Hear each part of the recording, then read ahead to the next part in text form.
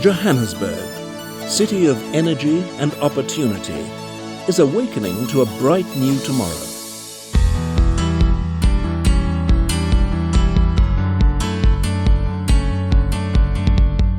Joburg is South Africa's largest and richest city and the powerhouse of the African continent.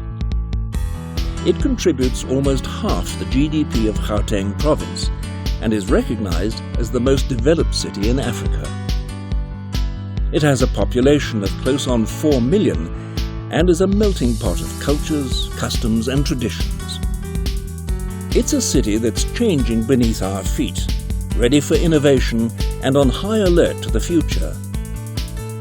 The way forward has been mapped out.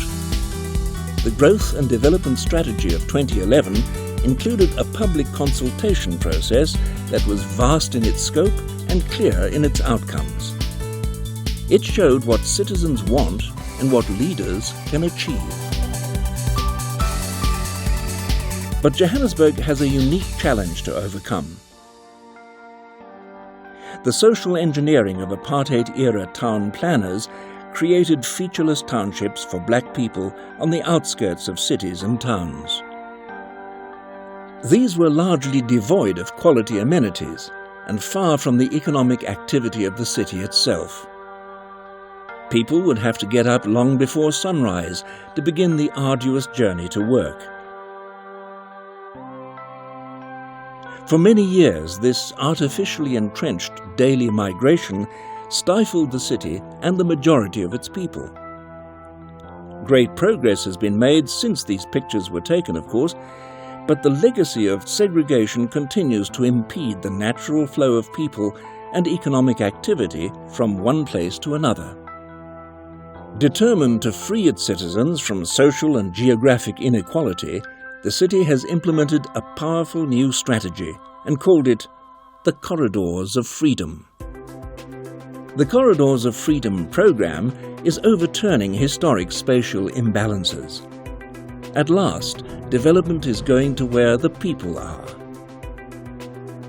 The strategy envisages vibrant arteries of business activity with amenities such as schools, hospitals and recreational facilities interspersed through the areas where people live, work and play. This mix of amenities will allow citizens to do the things that nourish bodies, stimulate minds and nurture a sense of belonging. Safe, fast and convenient public transport is a key element of the plan. Frequent nodes where different forms of transport come together will bring every part of the city within easy reach. Trains, buses and taxis will combine to form a complete and integrated public transport system. That's the plan, and the plan is already well on the way to reality. Ria Vaya, Joburg's world-class bus rapid transit system, was inaugurated in 2010, and so far has grown to almost 200 kilometers of route mileage around the city. Carrying its passengers in comfort and safety, Ria Vaya has delivered on every promise that was made for it. The system has a dedicated right-of-way infrastructure with frequent stations along every route. The stations are modern, convenient and easy for anybody to use. Ria Vaya has made a real difference to mobility patterns in the city, and its smart buses are to be seen everywhere. The success of Joburg's initiatives has been supported by the Gauteng government. After years of underinvestment in public transport, huge catalytic projects like the Gautrain have been put in place. The rail modernization projects are fully integrated with the Ria Vaya network, which continues to expand at a rapid rate. The latest construction is through the northern suburb of Sandton, which has long been the exclusive preserve of the private car.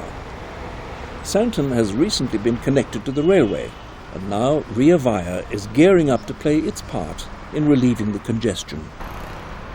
So while the private car is unlikely to ever disappear from the highways of Johannesburg, the reasons for leaving it at home are becoming ever more compelling.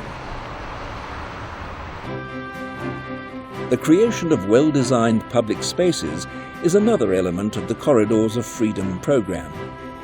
A clean and safe urban landscape is critical for any city dweller's well-being. And urban renewal is paving the way for private sector investment. The Newtown Cultural Precinct is an exciting example of public sector investment triggering private sector participation. Newtown's Turbine Hall is a listed heritage site, but over the years it had fallen into decay and was the main impediment to private sector investment in the area. But all that has changed. The once empty spaces now hold the offices of commerce, while the historic industrial architecture has been preserved. And the Turbine Hall project has been emulated in other parts of the district.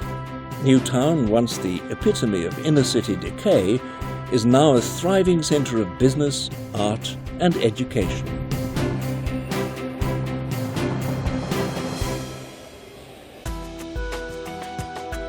Throughout the city, greenery brings its relaxing influence to parks and malls. In fact, the world's largest urban forest forms a giant green lung through the suburbs, breathing coolness and tranquility into the surroundings. And new indigenous trees are constantly being planted, affirming that the city means business on the environmental front.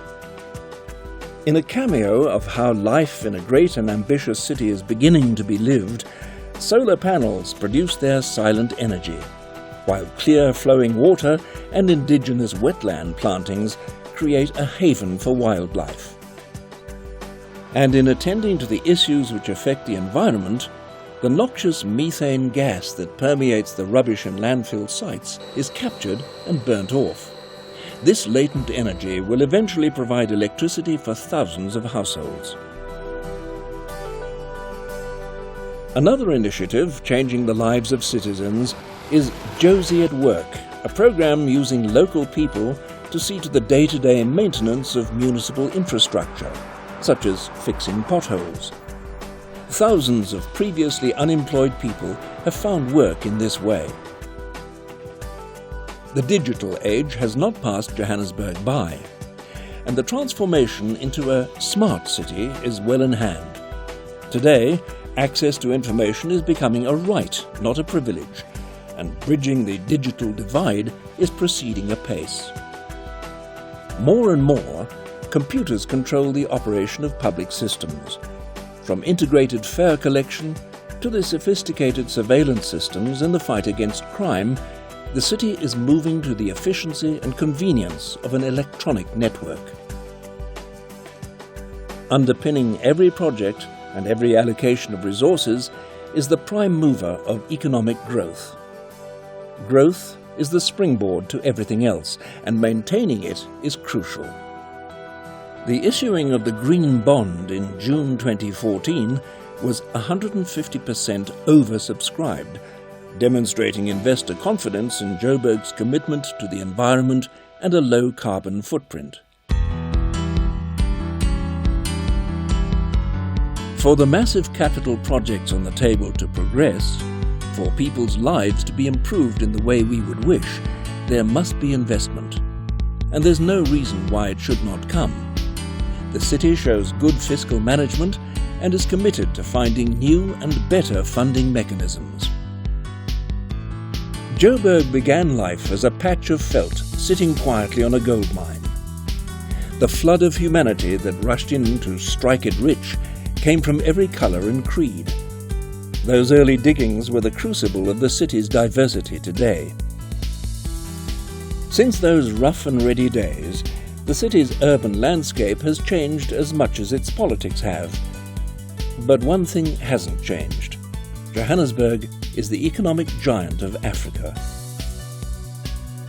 What we have before us now is the future of a remarkable city. A city that's never ordinary, never grey. A place of reaching ambition and supercharged adrenaline. A city that its citizens know will succeed, and succeed in its bold, big-hearted way. We invite you to participate in that success, because Johannesburg, as we know, has a heart of gold.